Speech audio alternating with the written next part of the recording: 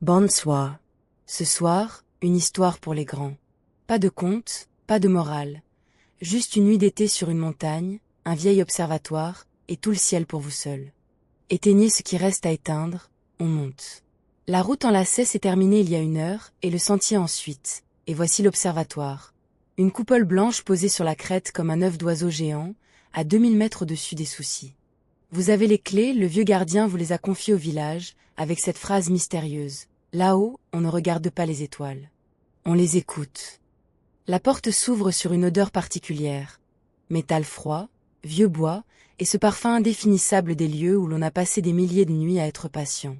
Au centre, le télescope. Un vieux géant de cuivre et d'acier, datant d'un siècle où l'on fabriquait les instruments comme des bijoux. Il dort, incliné vers une trappe fermée, sous une housse qu'on soulève comme on réveille doucement quelqu'un. Vous tournez la manivelle de la coupole. Un grondement lent, profond, presque sous-marin, et le toit s'ouvre sur une tranche de ciel. Et quel ciel! Ici, pas une lumière de ville à 100 kilomètres. La Voie lactée traverse l'ouverture comme une rivière de poussière blanche, si dense, si présente qu'on comprend soudain pourquoi tous les peuples du monde lui ont donné un nom. Vous approchez l'œil de l'oculaire. D'abord le flou, puis la mise au point, molette par molette, et d'un coup, Saturne. Minuscule et parfaite, avec ses anneaux penchés, posée dans le noir comme une boucle d'oreille perdue par la nuit. C'est toujours un choc, la première fois. Pas une photo, pas un écran, la lumière elle-même, qui a voyagé plus d'1 heure pour finir précisément dans votre œil. Vous restez là longtemps. Il n'y a rien à faire d'autre, et c'est exactement le programme. Le télescope suit son étoile avec un tic-tac de mécanisme d'horloge, le mouvement lent qui compense la rotation de la Terre. Car oui, c'est nous qui tournons. Assis sur votre tabouret de bois, immobile, vous êtes en réalité en train de tourner avec toute la montagne, à 1000 km à l'heure, dans le plus parfait silence. Le gardien avait raison. On finit par les écouter, les étoiles. Non pas un son, mais une qualité particulière du silence, un silence avec de la profondeur, comme celui des cathédrales et des forêts anciennes. Le tic-tac de l'horloge du télescope, le vent léger sur la coupole, et derrière, ce grand silence habité qui descend de très loin et de très longtemps.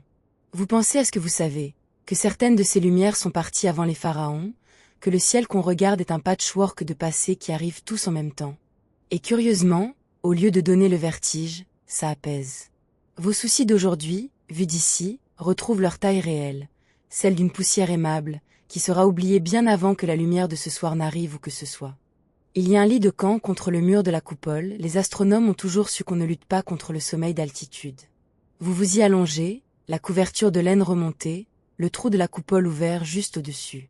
Les étoiles défilent lentement dans l'ouverture, du côté et vers le côté ouest, sans se presser, elles ont l'habitude. Une étoile file, quelque part sur le bord. Vous ne faites même pas de vœux, ou alors un tout petit, que cette nuit dure ce qu'il faut. Le télescope fait tic-tac. La Terre vous tourne doucement sous le dos, comme une mère qui berce sans y penser, depuis 4,5 milliards d'années, sans jamais avoir raté une nuit. Elle sait faire. Vous pouvez fermer les yeux. Le ciel continue tout seul, c'est même sa grande spécialité. Dormez, quelque part au-dessus de la coupole, tout continue de briller pour personne et pour tout le monde, et demain matin, le soleil, notre étoile à nous, la plus proche, la plus fidèle, se lèvera exactement à l'heure, comme toujours. Et avant de fermer tout à fait les yeux, si vous aimez ces histoires du soir, pensez à vous abonner, tout doucement, sans vous relever. C'est le meilleur moyen de retrouver la prochaine histoire, très bientôt. Merci d'être là, et dormez bien.